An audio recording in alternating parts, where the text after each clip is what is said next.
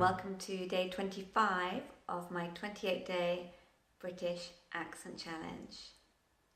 Today we're going to study another pair of consonants, ch and j. Chat, chalk, cheese. Judge, juice, jump. Now these two sounds, as with all consonant pairs, take the same mouth positioning. J, jump, is a voiced sound, and ch, church, is an aspirated sound. If you look at the symbols associated with each sound, you'll notice that there are two things going on.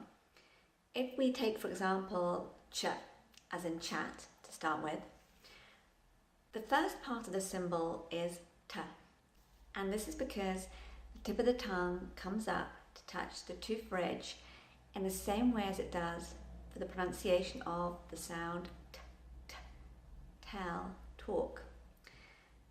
Then the second part of the symbol is sh, and this is because the tongue widens at around about this point and thickens just as it does for the consonant sound sh. So we combine the two and we end up with ch, ch, ch. Now, as with all aspirated consonants, we need to make sure that we stifle a smile, otherwise too much air is going to come forwards. We also need to make sure that we create more space in the cavities at the back of the mouth. And this is something that's going to get easier and easier over time. If you're not used to doing something, then it requires a great deal of practice. The more time you put into practice, the more quickly you're going to improve. A great warm-up for this sound is to stifle a smile and hum.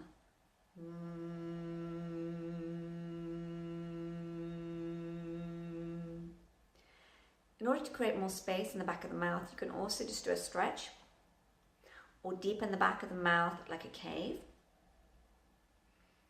Two really good things to do in order to create more space and feel this sense of expansion are humming and singing. You can sing words before you have a go at pronouncing them, that's quite good. Or just generally singing along to the radio is a really good way of just opening up all of these cavities. A couple of things go on. So when you do an exercise to increase that space, it makes you aware of that space and then you're able to use it. And it can be quite unconscious. You might not necessarily have to make a conscious effort to create the space and use it at the same time. If you're practicing regularly, it might just happen naturally. So have a play around with that. Another really good exercise is to lower the bottom jaw and hum.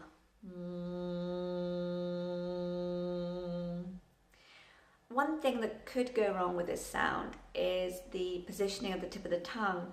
If you feel that your tongue isn't very strong and you're really struggling to get the position right just on the palate side of the tooth ridge, then you want to start doing a tongue strengthening exercise. And this involves placing your tongue in the middle of the palate and holding something up there.